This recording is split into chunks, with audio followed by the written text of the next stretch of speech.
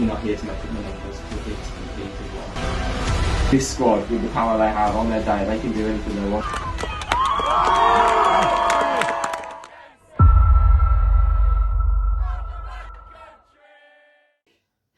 Hello and welcome to the Glass Girls Network with me, India.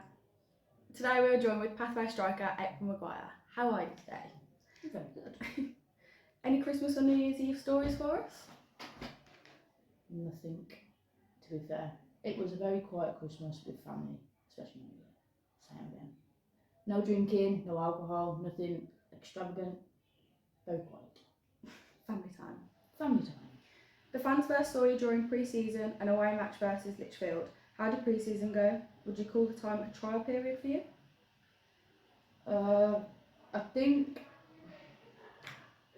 by then maybe I'd secured my place. I'd hope I'd secured my place by the Lichfield game.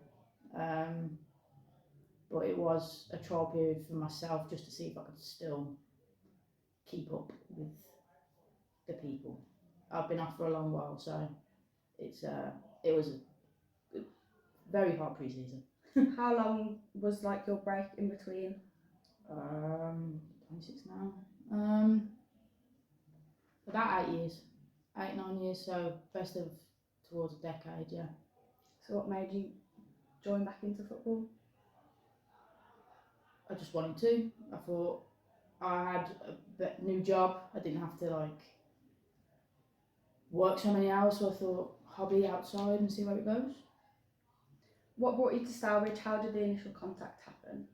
I played for Stourbridge before, so when my time at my other club finished, I had a few years off there, and then I generally can't remember how I played for the other Stourbridge team, and then I stopped because my leg I had an injury and my knee wasn't the same, and then now I messaged Meg and I was like, "You doing what's the way of getting into Stourbridge?" And she told me it's a trial period and stuff like that, so I just filled in the application and turned up on trial day. So if you're saying you played football before, who did you initially play football with? So my whole history, I would say, started at 5, 6, I think, for a boys team, Beresford Sports. And then I got to the age of where just girls couldn't play with boys anymore. So I moved to West Brom.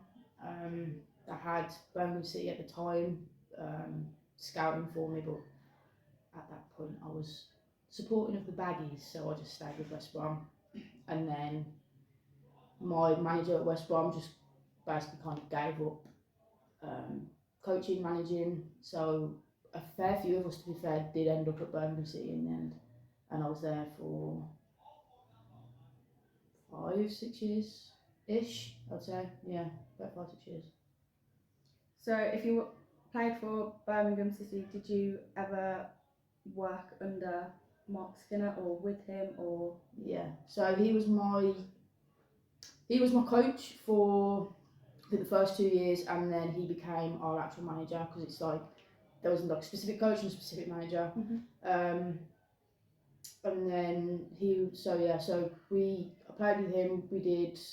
Played under him actually, and he managed the Solihull academy side as well, because we had this whole academy thing, and I was my team was the first to do it.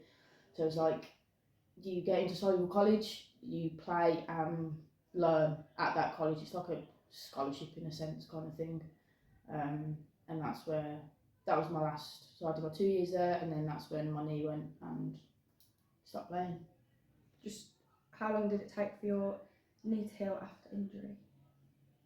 I don't think it really ever did heal. I don't think it's really ever healed now, to be honest.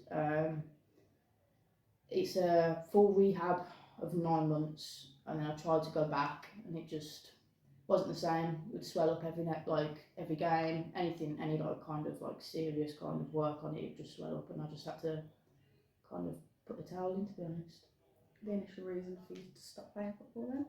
Yes, for sure. Unfortunately. Well, you're back playing now, so that's the main thing. What were your initial thoughts when you had your first training session for Stourbridge? Or back to Stourbridge, I should say. I thought the set was good. There was obviously a clear direction that the club wants to go in. All the coaches were nice and friendly. I knew the previous first team manager from again when I played for Stourbridge before, not very well, but I knew of him. And then I'm trying to think. Then Ken came in, and then Harry took over the whole pathway, and then we had Mark come in as well with the development. So there was obviously it's very structured. Everything was very professional and stuff like that. So yeah, I was impressed with for such I'd say a small club and how well set up they were. So how is it the relationship between Mark, Ken, and Harry? How is it listening to three coaches, sort of thing? Because you've obviously played for each the teams. Yeah. The Resis and the Devs. Devs. How is it taking criticism or opinions from three people? I think it's pretty easy, to be fair. You know who's the boss in the sense of each team. Harry looks over both. Ken is Resis, Mark is Devs. So when you're at training and stuff, everything's very much together. So Ken will take a session, Prim will take a session, Mark will take a session. It's very much you're all together anyway. Match day, you're with that specific coach, manager. So really, it's not that hard. I think they all, if they ever go to them with advice, they all have kind of the exact same thing to say. Yeah. So I know that it's not just one thing and another thing. They're all on board with each other. Yeah, they're very much supportive of each other.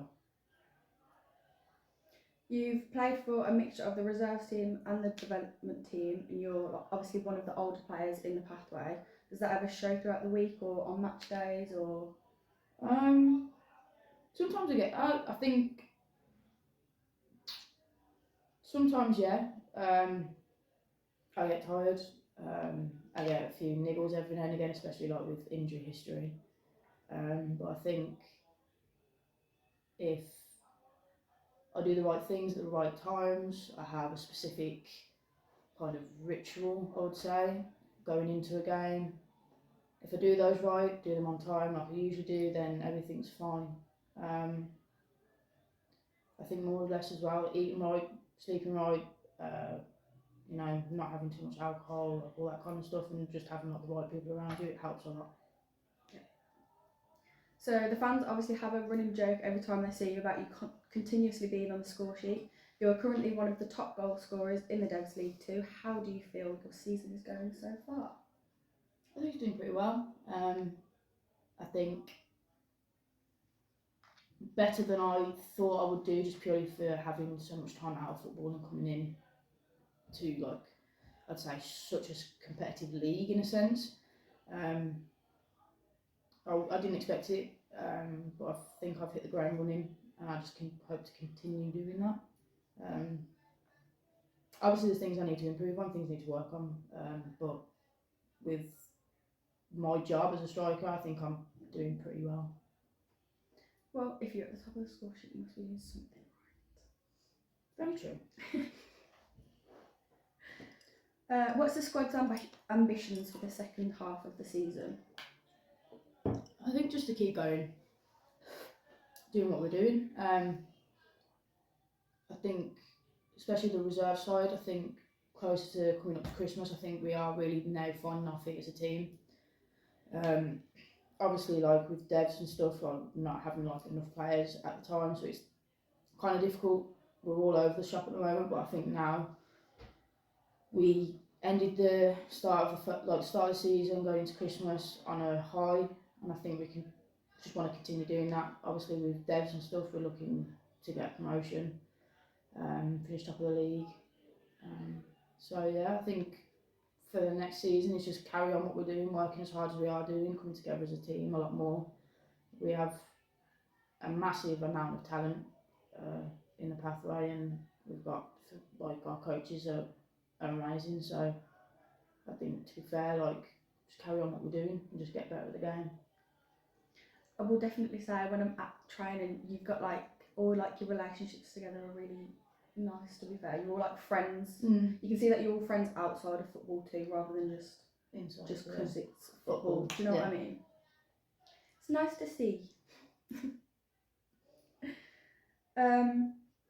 You began sport in Bailo, coaching the under 15s. Is that your next move when you hang up your playing boots? I would say so. I mean, I hope I don't hang up my boots anytime soon. That's for sure. Got a few years left. I hope so. But yeah, I'd say so.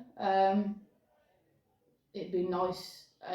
Like if I could get like a full-time job in coaching. That'd be brilliant. It'd be something that I love to do. Football is one thing that kind of keeps me at peace, I would say. So to be able to do that as a full-time job that's what I'd want to do. Make me happy for the rest of my life, that's for sure. Would you continue doing under 15s, or would you do any ages, or? I think if I wanted to like make it a career, I'd just have to try and get like into actual like proper teams, like more in like championship and the WSL, stuff like that. Like I would like to stay in women's football. I don't think I'd ever want to go into men's football. But with that comes doing obviously my other coaching badges. So that's a few years down the line, like a fair few. So we'll see. How are the under 15s doing this season? They're doing well. I think a few bumps and stuff, but as a whole, there's a lot of talent in the team, and I think when we find the right groove, they will be a force to be reckoned with. There's massive talent, there's physical players in there, we've got girls there with a lot of pace. We see them now and we see the potential of them being Resi's devs players, first team players. You can see it already in them at such a young age. So it's good. We're getting there. Like obviously I'm new. Meg's only took it over this season. Zara's new, so I think we're still trying to find our feet or trying to accumulate results.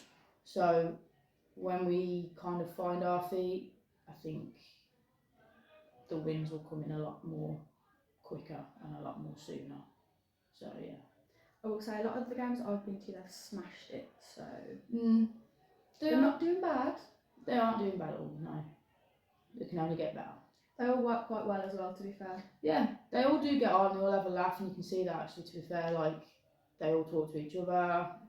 There's a big community with those girls. To be fair, so it's nice to see such a young team be so like one family in a sense. To be fair, like girls that age usually they have like cliques and stuff, but the 15s it doesn't happen. Yeah, they're all friendly with each other. Yeah, it's not cliquey at all, to be fair, is it? No, not at all.